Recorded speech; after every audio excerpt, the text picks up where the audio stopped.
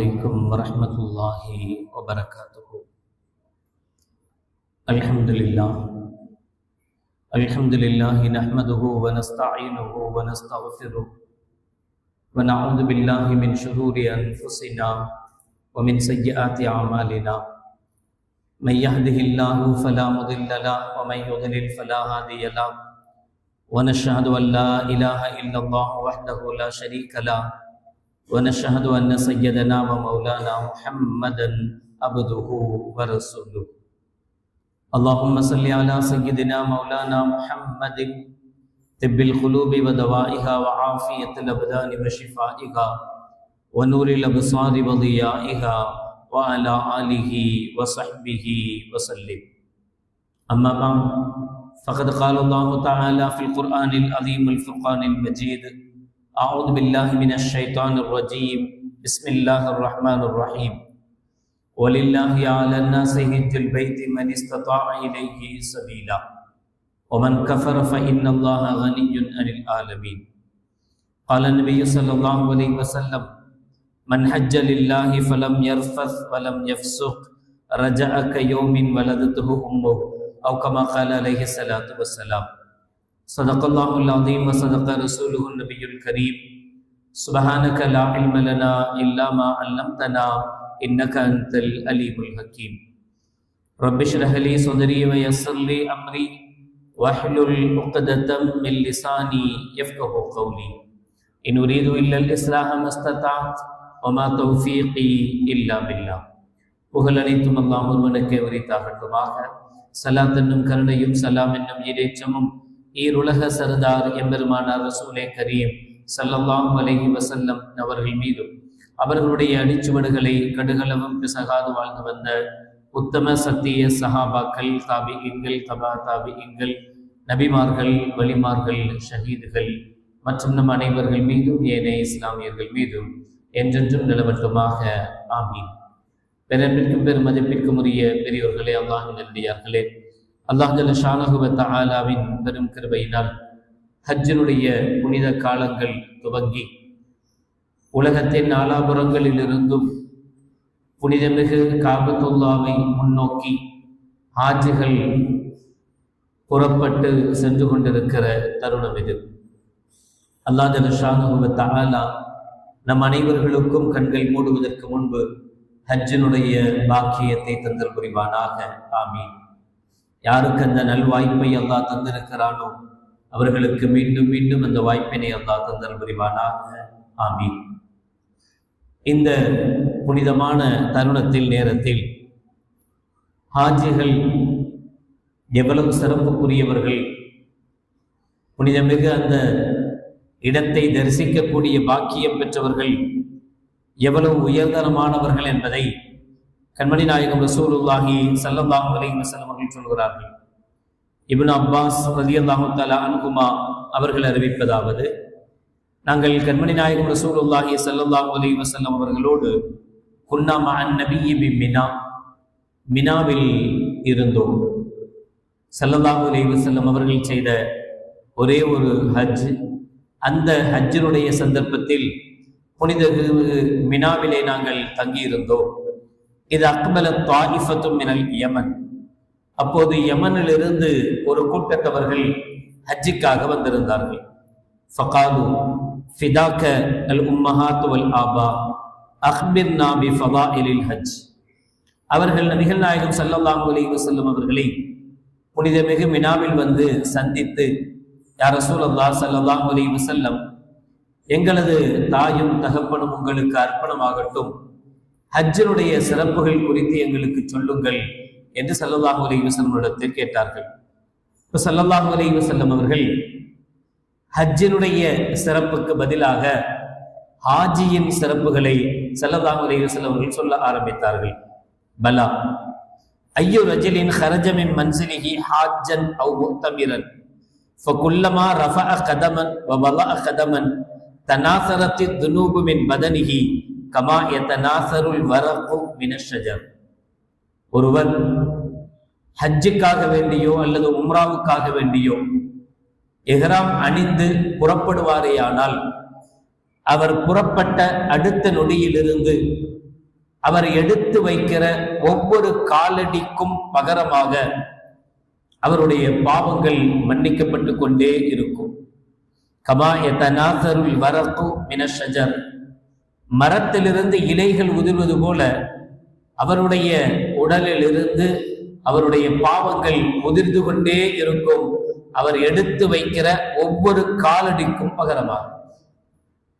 சாதாரணமாக கிடைக்காத ஒரு வாய்ப்பு. ஒரு ஹாஜ் அவர் வாழுகிற காலத்தில் இருந்த நேரத்தில் எப்படிப்பட்டவராக வாழ்ந்திருந்தாலும், எப்படிப்பட்டவராக இருந்தாலும் அவருக்கு அல்லாஹ் ஹஜ்ஜினுடைய பாக்கியத்தை தருவதே அல்லாஹ் அவருடைய பாவங்களை மன்னித்து அல்லாஹ் அவரை பொருந்தி கொண்டான் என்பதற்குண்டான முதல் அடையாளம் ஹஜ்ஜினுடைய வாய்ப்பு அவருக்கு கிடைத்திருப்பது, உம்ராவுடைய வாய்ப்பு அவருக்கு கிடைத்திருப்பது. காரணம், அவர் எடுத்து வைக்கிற ஒவ்வொரு எட்டுக்கும் பகரமாக அவருடைய பாவங்கள் அழிந்து கொண்டே போகும். ஃபைதா வரதல் மதீனா சாஃபஹன் நீ பிஸ்ஸலாம் சாஃபஹத்துல் மலாயிகத்து பிஸ்ஸலாம். அவர்கள் மதீனாவுக்கு வந்து எனக்கு சலாம் சொல்கிற போது ஸல்லல்லாஹு அலைஹி வஸல்லம் அவர்கள் சொல்கிறார்கள், அவர்கள் சலாமின் மூலமாக என்னிடத்தில் முசாஃபகா செய்கிற போது மலக்குமார்கள் அவர்களிடத்தில் முசாஃபகா செய்கிறார்கள். அந்த ஹாஜிகளிடத்திலே மலக்குமார்கள் முசாஃபகா செய்கிறார்கள். ஃபைதா வரத துல்ஹுலைஃபா வகத்தஸல தஹரஹுல்லாஹு மினத் துனூப். அவர்கள் பிறகு மதீனாவுடைய ஜியாரத்தை முடித்து ஹஜ்ஜிக்காக துல்ஹுலைஃபா என்கிற அந்த இடத்தை அடைந்து இஹ்ராம் கட்டி வைதா லபிஸ தௌபைனி ஜதீதைனி ஜஜ்ஜதல்லாஹு லஹு மினல் ஹஸனாத். அவர்கள் புத்தாடைகளை, புதிய அவர்களுடைய இஹ்ராமுடைய ஆடைகளை அணிந்து கொள்கிற போது அல்லாஹ் ஜல்லஷானஹு வ தஆலா எல்லா பாவங்களிலிருந்தும் அவர்களை குற்றமற்றவர்களாக, அவர்கள் மன்னிக்கப்பட்டவர்களாக அல்லாஹ் மாற்றி அவர்களை பரிசுத்தவானாக, புதியவர்களாக அல்லாஹ் அவர்களை மாற்றுகிறார். வைதா கால லப்பைக் அல்லாஹும்ம லப்பைக், அவர்கள் தல்பியாவுடைய முழக்கத்தை முழங்குகிற போது யா அல்லாஹ் இதோ நான் வந்து விட்டேன், யா அல்லாஹ் இதோ நான் வந்து விட்டேன் என்று ஹாஜிகள் அல்லது உம்ரா செய்யக்கூடிய உம்மார்கள் சொல்கிற போது அஜாபஹுர் ரப்பு பிலப்பைக் வ சஅதைக் அஸ்மஉ கலாமக் வ அன்துரு இலைக். அல்லாஹ் ஜல்லஷானஹு வ தஆலா அவர்களுடைய வார்த்தைக்கு பதிலளிக்கிறார். உங்களுடைய வருகை நல்வரவாகட்டும், வாங்க வாங்கன்னு கூப்பிடுறான், வருக வருகன்னு கூப்பிடுறான். உங்களுடைய வருகை நல்வரவாகட்டும், நீங்கள் அன்துரு இலைக் வ அஸ்மஉ கலாமக், நீங்கள் பேசுகிற ஒவ்வொரு வார்த்தையும், உங்கள் வாயிலிருந்து வருகிற ஒவ்வொரு வார்த்தையும் நான் செவிமடுக்கிறேன், நான் காது கொடுத்து காது தாழ்த்தி உங்களுக்கு மதிப்பளித்து கேட்கிறேன். அன்புரு இலை, நான் உங்களை கண்காணித்துக் கொண்டே இருக்கிறேன் என்று அல்லாஹ் ஜல்லஷானஹு வ தஆலா அந்த ஹாஜிகளுக்கு சொல்கிறார். வைதா தகல மக்கா வ தாஃப வ ஸஆ பைன ஸஃபா வல் மர்வா வ அஸ்ஸலஹு அல்லாஹு லஹுல் கைராத். அவர்கள் புனித காபாவுக்கு வந்து காபாவை தவாஃப் செய்து சையை நிறைவு செய்கிற போது அல்லாஹ் ஜல்லஷானஹு வ தஆலா அவர்களுக்கு எண்ணிலடங்காத நன்மைகளை, சொல்லி முடிக்க முடியாத நன்மைகளை அல்லாஹ் ஜல்லஷானஹு வ தஆலா அவர்களுக்கு அவர்களுடைய ஹக்கில் ஏற்பாடு செய்கிறார். ஃபைதா வகஃபு பி அரஃபா, ஹஜ்ஜுடைய காரியத்தை ஆரம்பித்தவர்கள் அரஃபாவுடைய பெருவழிக்கு வருகிற போது வலஜ்ஜத்தில் அஸ்வாத்து பில் பாஹாத்தி, அவர்கள் தங்களுடைய குரல் உயர்த்தி சப்தமிட்டு அல்லாஹ்விடத்தில் துஆ செய்கிற போது, பாவ மன்னிப்புகள் கேட்கிற போது பாஹல்லாஹு பிஹிம் மலாயிகா சப்அ ஸமாவாத்தின், அல்லாஹ் ஜல்லஷானஹு வ தஆலா 7 வானங்களில் இருக்கிற மலக்குமார்களையும் ஒன்று கூட செய்கிறான், அழைக்கிறான். அழைத்து சொல்வான், யா மலாயிகத்தி வ சுக்கானு ஸமாவாத்தி அமா தரவுன இலா இபாதி அத்தௌனி மின் குல்லி ஃபஜ்ஜின் அமீக் ஷுகுஸம் வ குபரா. மலக்குமார்களே, வானத்தில் வசிக்கக்கூடியவர்களே, நீங்கள் என்னுடைய அடியாரை பாருங்கள். இவர்களெல்லாம் ஒவ்வொரு பிரதேசங்களிலிருந்து, ஒவ்வொரு நாட்டிலிருந்து, ஒவ்வொரு இடங்களிலிருந்து எனக்காக வந்திருக்கிறார்கள். ஆடைகள் புழுதி அடைந்தவர்களாக, எதை பற்றியும் அவர்கள் அழகை யோசிக்காதவர்களாக, கத் அன்ஃபகுல் அம்வால், அதிகமான பொருளாதாரத்தை செலவழித்து, வஅத்அபுல் அபுதான், அதிகமான உடல் கஷ்டங்களை சகித்து கொண்டு, என்னிடத்திலே அவர்கள் வந்திருக்கிறார்கள். ஃபவஇஸ்ஸதி வஜலாலி வகரமி லஅஹபன்ன முஸீஅஹும் பிமுஹ்ஸினிஹிம். அல்லாஹ் ஜல்ல ஷானஹு வ தஆலா மலக்குமார்களை சாட்சியாக்கி சொல்கிறார். மலக்குமார்களை சாட்சியாக்கி அரஃபாவுடைய பெருவழியில் அவர்கள் தௌபா செய்கிற போது, அல்லாஹ்விடத்தில் பாவ மன்னிப்பு கேட்கிற போது அல்லாஹ் மலக்குமார்களுக்கு முன்னிலையில் சொல்கிறான், இவர்கள் எல்லோருடைய பாவங்களையும் நான் நன்மைகளாக மாற்றிவிட்டேன், பாவங்களை அழித்து விட்டேன், பாவங்களை போக்கிவிட்டேன் என்பதல்ல, எவ்வளவு பாவத்தோடு இவர்கள் வந்தார்களோ அதை அப்படியே நன்மைகளாக நான் பகரமாக்கி விட்டேன், மாற்றிவிட்டேன். வல உஹ்ரிஜன்னஹும் மினத் துனூபி கயௌமின் வலதத்துஹும் உம்மஹாத்துஹும். அவர்கள் இங்கிருந்து அரஃபாவிலிருந்து திரும்பி செல்கிற போது அவர்களுடைய தாயின் வயிற்றிலிருந்து பிறந்த அன்று பிறந்த பாலகனை போல குற்றமற்றவர்களாக பாவமற்றவர்களாக அவர்கள் தங்களுடைய இல்லங்களுக்கு திரும்புவார்கள். ஃபைதா ரமவ் அல் ஜிமார வஹலகு அர்ருஊஸ வஸாரு அல் பைத்த. அதற்கு பிறகு ஹஜ்ஜினுடைய கடமைகளான ஷைத்தானுக்கு கல்லெறிந்து அவருடைய முடிகளை களைந்து பிறகு பைத்துல்லாவை தவாஃபும் செய்து முடித்து விட்டால் நாதா முனாதிம் மின் புத்துனானில் அரிஷ், அரிஷுடைய உட்புறத்தில் இருந்து ஒரு மலக்கு அறிவிப்பு செய்வார். அந்த ஹாஜிகளை பார்த்து இர்ஜிஉ மக்ஃபூரன் லக்கும் வஸ்தஅனிஃபுல் அமல், நீங்கள் பாவங்கள் எல்லாம் மன்னிக்கப்பட்டவர்களாக திரும்பி செல்லுங்கள். வஸ்தஅனிஃபுல் அமல், இனி நீங்கள் செய்கிற அமல்களை புதிதாக ஆரம்பியுங்கள், இனி நீங்கள் புதிதாக அமல் செய்யுங்கள், இதுவரை நீங்கள் செய்த அத்துணை பாவங்களும் மன்னிக்கப்பட்டு விட்டது என்று அரிசில் இருக்கக்கூடிய மலக்கு இவர்களை பார்த்து சொல்கிறார் என்று கண்மணி நாயகம் ரசூலுல்லாஹி ஸல்லல்லாஹு அலைஹி வஸல்லம் அவர்கள் ஒரு ஹாஜிக்குண்டான, ஒரு ஹாஜிக்கு கிடைக்கக்கூடிய மிக மிக சொற்பமான விஷயங்கள் குறித்து பேசி இருக்கிறார்கள்.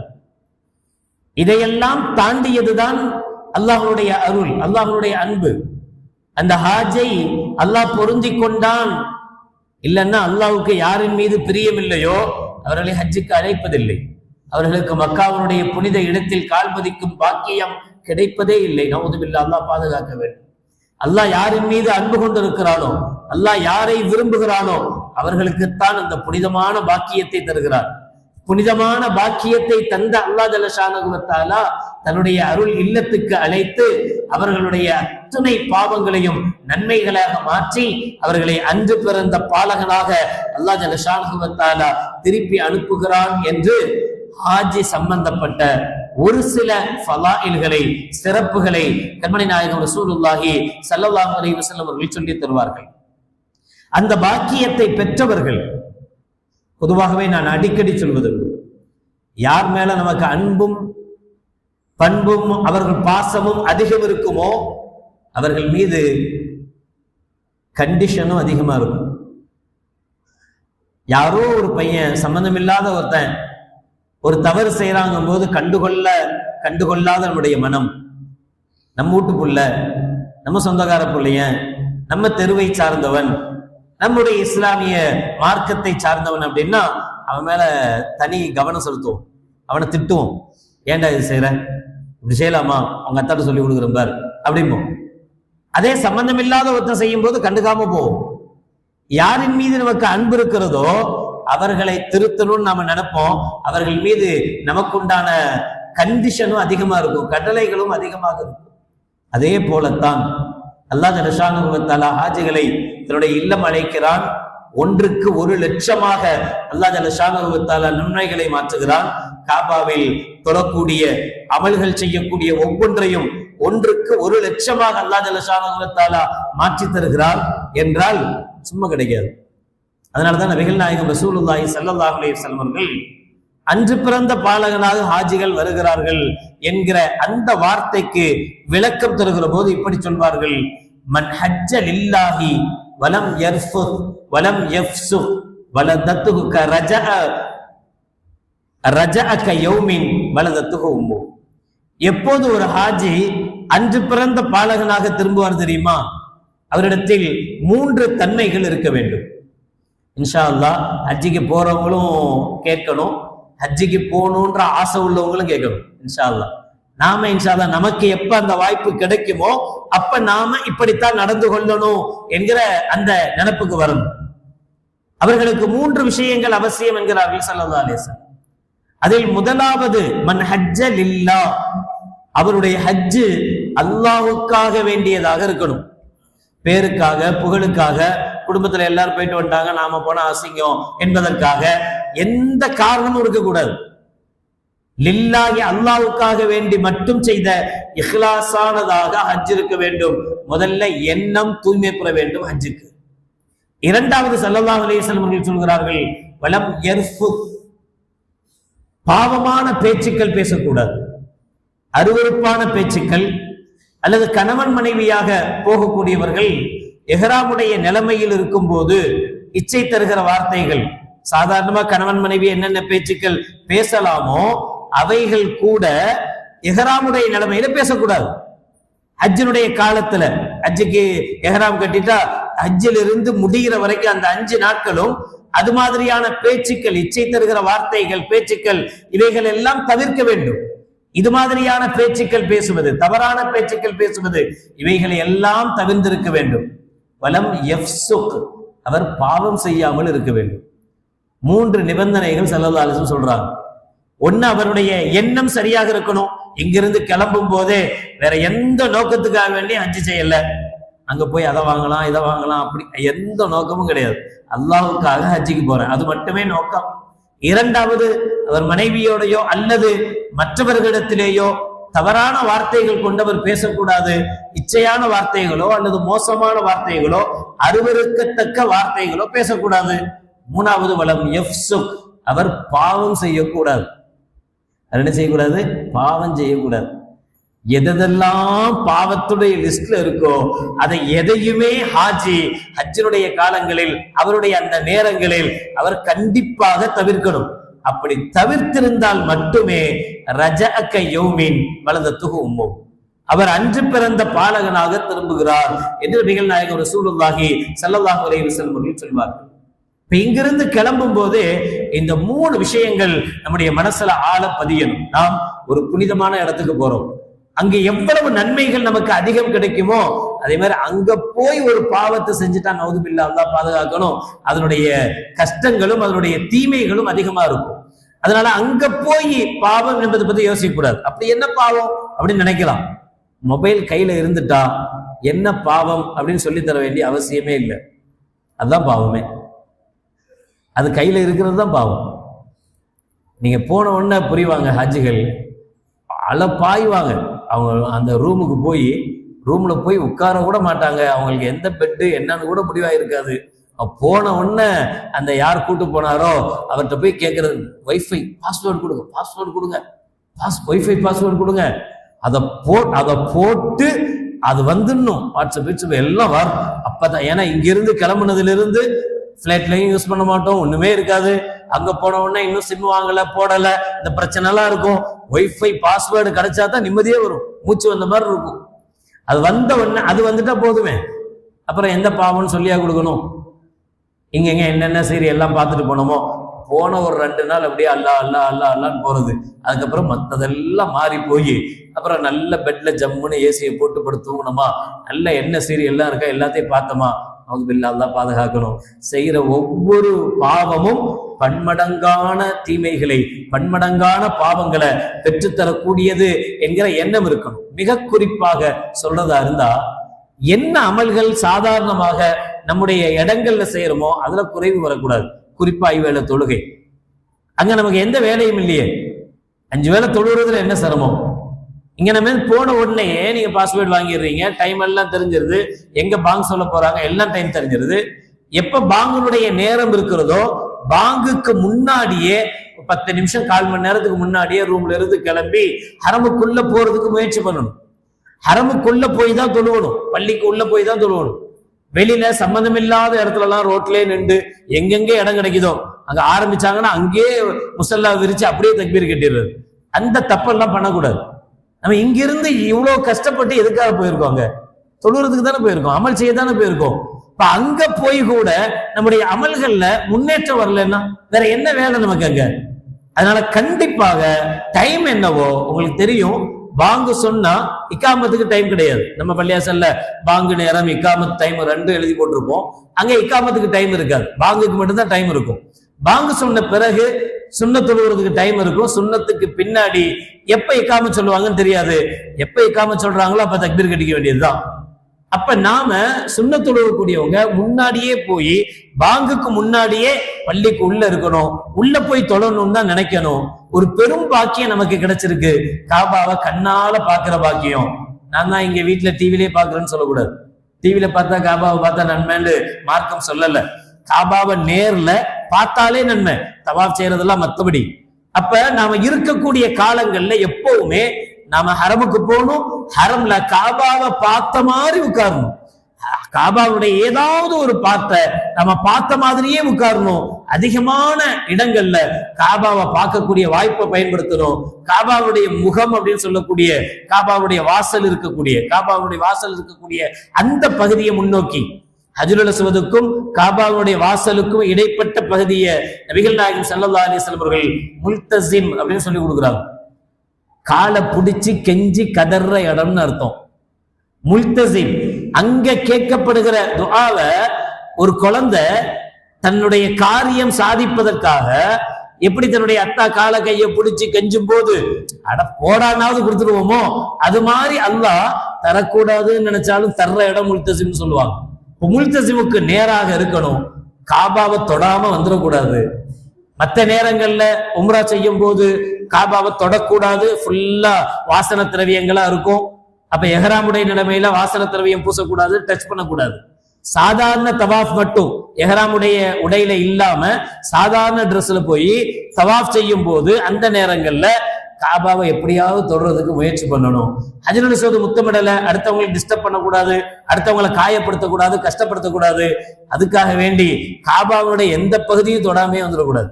காபாவை தொடணும், காபாவோடு நம்முடைய முகத்தை பதிக்கணும்.